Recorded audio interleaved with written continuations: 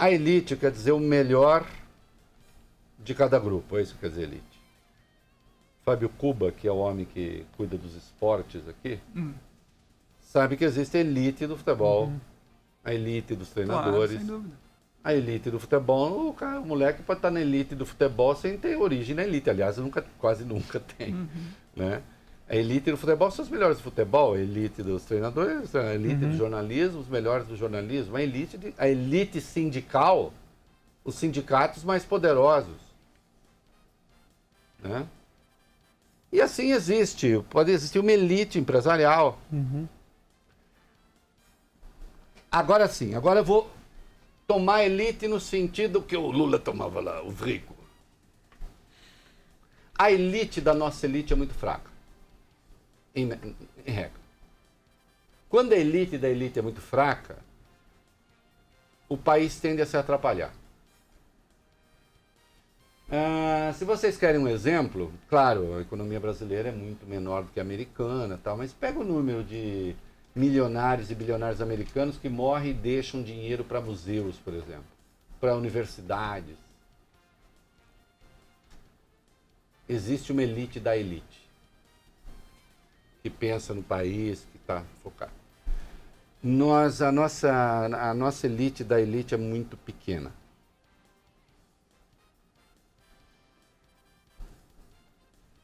Presta atenção aqui, que eu vou falar.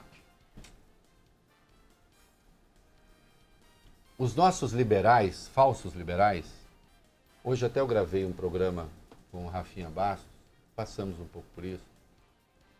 Os nossos liberais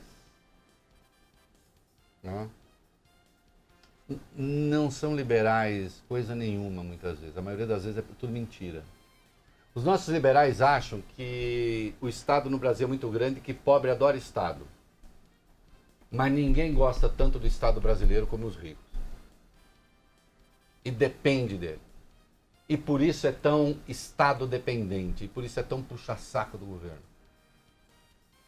E aí mesmo quando você tem um delinquente intelectual cuidando de uma área fundamental para o Brasil, aquela que deveria ser a elite da elite, deveria dizer, esse não dá. É medíocre, é burro, é incapaz, está comprometendo o futuro da nação. Em vez disso, tem-se o elogio. Faz-se apologia da delinquência intelectual. E isso não é de hoje. Isso não é de hoje, e com a maior tranquilidade eu digo aqui, eu adoro poder falar isso. O PT sabe como eu fui crítico de alguns delinquentes intelectuais que também serviram ao petismo. Verdade ou mentira? E um monte de esquerdista me dava porrada pra caramba. Hoje eles te retweetam. As pessoas são livres para fazer o que elas bem entendem. Como vocês podem ver, eu não regulo a minha opinião a partir de quem está no poder ou não está no poder. A minha opinião é a minha opinião. E quando eu mudo de ideia, eu digo que mudei de ideia. E explico por que mudei de ideia. Já mudou? Já. Agora, lá no petismo, quando tinha delinquente que ficava puxando o saco do governo, eu apontava também. Porque o que tem de gente hoje puxando o saco do governo Bolsonaro e que foi igualmente puxar saco do governo Lula, ou seja, puxa saco de qualquer governo.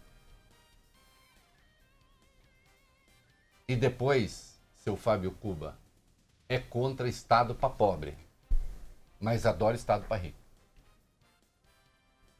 Como Estado para rico? Por exemplo, com subsídio, por exemplo, com isenção fiscal. Isso é Estado para rico.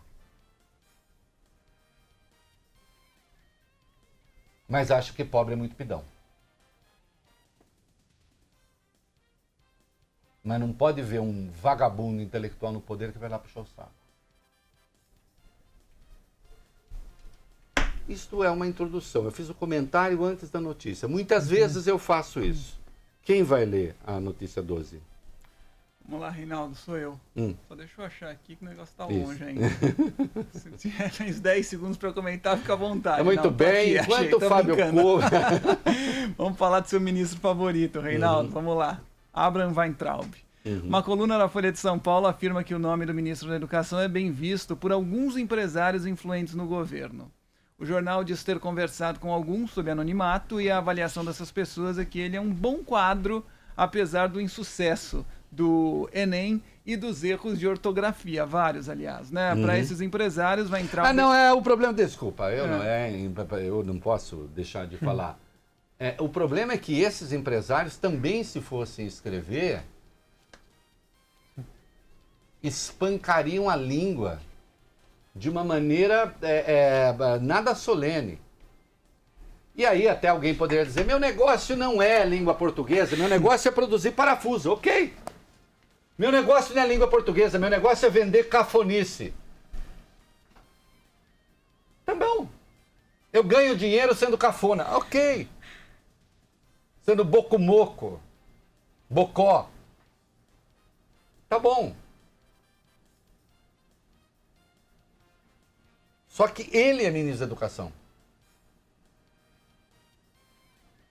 Ele é ministro da Educação. E como ministro da Educação, ele tem desafios.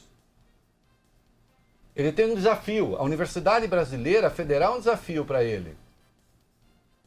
E o que ele conseguiu produzir até agora foi dizer que as universidades vivem de plantar maconha e produzir anfetamina. Assistiu demais Breaking Bad.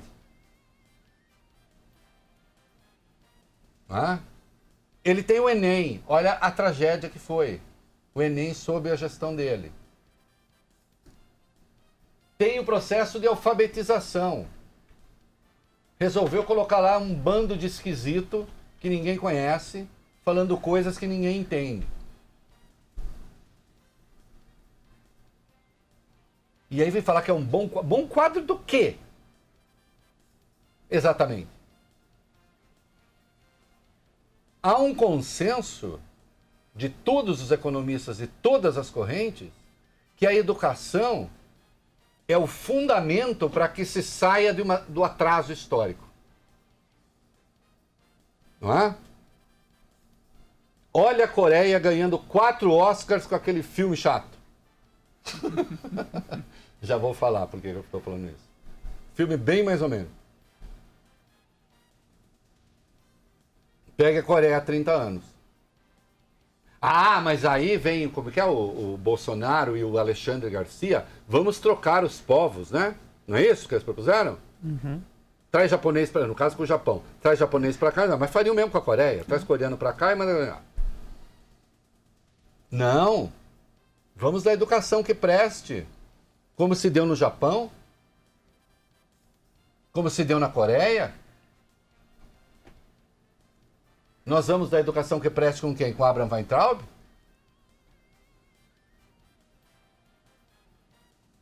Construindo um colégio militar em cada estado? Siga.